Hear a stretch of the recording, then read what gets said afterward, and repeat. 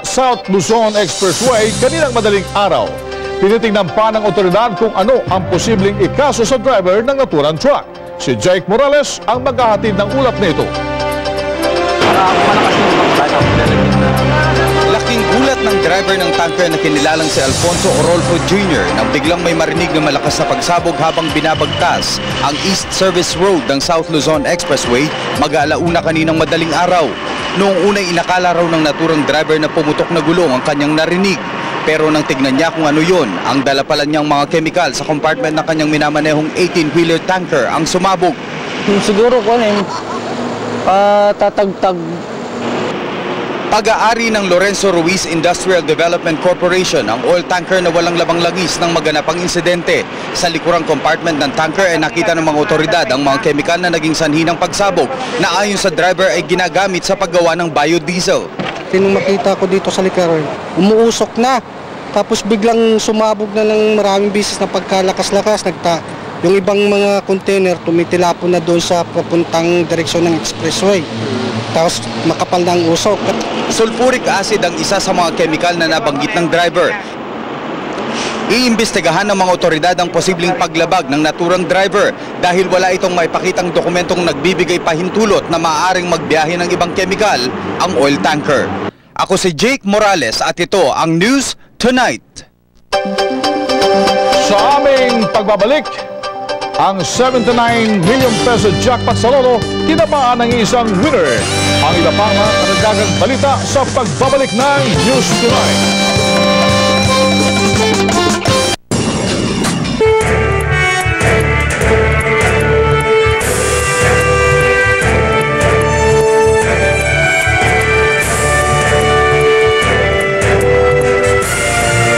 Nagbabalik ang News Tonight. Pinasara ang dalawang business establishment sa Las Piñas City sa ilalim ng programang Oplan Candado. Sa bisa ng closure order na pinirmahan ni BIR Commissioner Sixto Esquivas IV na padlock ang BF Express Incorporated at pansit ng taga Malabon.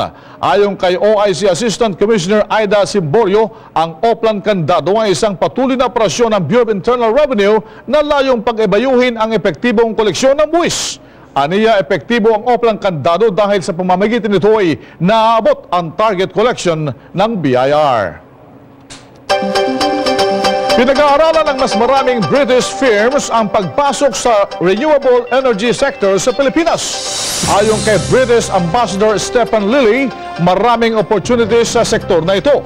Ilan sa mga British firm na nakapasok na ay ang Bronzeoak na may bioethanol plant sa Negros Occidental at Global Green Power na may biomass power generation project sa Iloilo.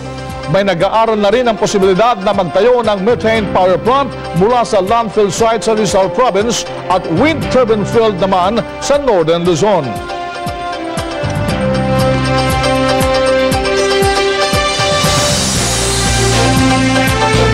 Lalo pang palalakasin ng Philippine Coast Guard ang ugnay nito sa mga shipping company at maritime schools sa pagsusulong ng kaunlaran sa bansa. Sa pagpapatuloy ng selebrasyon ng National Maritime Week, binigyang diin ang layong tutukan ang kampanya kontra terorismo, drug trafficking, smuggling at climate change. Kasabay nito, hinikayat ng Maritime Industry Authority ang mga kabataan na bukas ang pamahalaan sa pagtanggap ng bagong mga Coast Guard. Training dito, basta po pumasa kayo sa physical na examen tsaka medical, pwede po kayong matrain bilang Coast Guards ng Pilipinas. Dahil tayo nga isang maritime nation with very long coastline, 36,000 kilometers of coastline and 25,000 coastal barangays, ay kailangan na rin natin hindi lamang kagamitan, pati na rin yung ating karagdagan sa tauhan.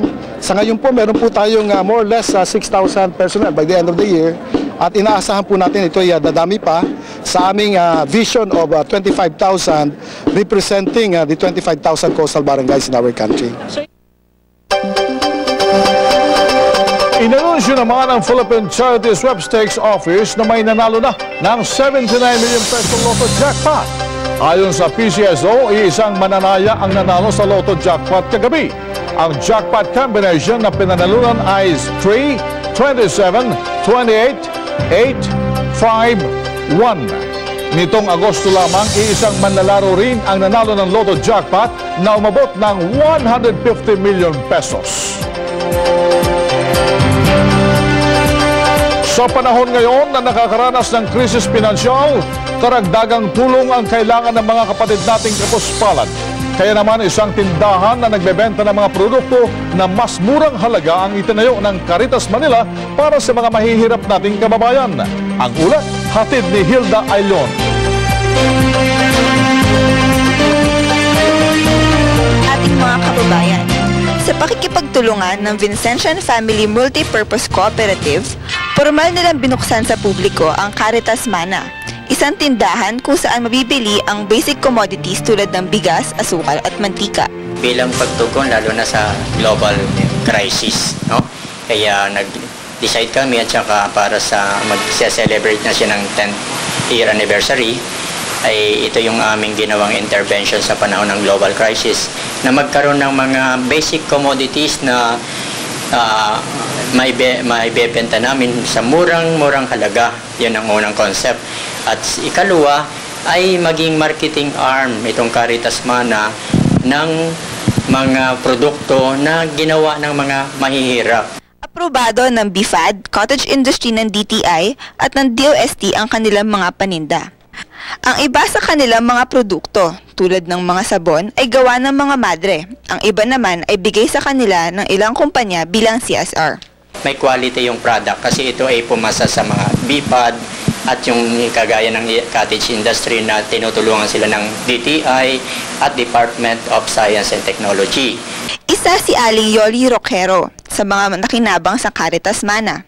Maliban sa pagkakaroon niya ng trabaho bilang tindera, malaki din ang kanyang natitipid tuwing namimili sa Caritas Mana. Matagal na po kami, nag-start kami sa bigas noong 2007. Tapos paunti-unti ang pagtitinda namin ng mga product, dinadagdagan namin ng dinadagdagan. Gawa ng sa bigas, nagdagdag kami ng paminta, asukal, mantika, yung talagang kailangan ng mga urban poor na kung talagang kaya nilang bumili ng mas mura. Ang Caritas Mana ay may stock ng mga produktong gawa ng ating mga kababayan na mabibili sa murang halaga. Matatagpuan ang kanilang mga tindahan sa partner offices ng Caritas Manila, church co-ops at sa San Vicente de Paul parishes. Ako si Hilda Elion at ito ang News Tonight. At yan ang mga balitang nagkalap at isinulat ng IBC News Team. Hanggang sa Lunes pong muli para sa balitang totoo, sakto at komprehensibo. Sa ngalan po ni Thea Gabino, ako po si Bing Formento at ito ang IBC News Tonight.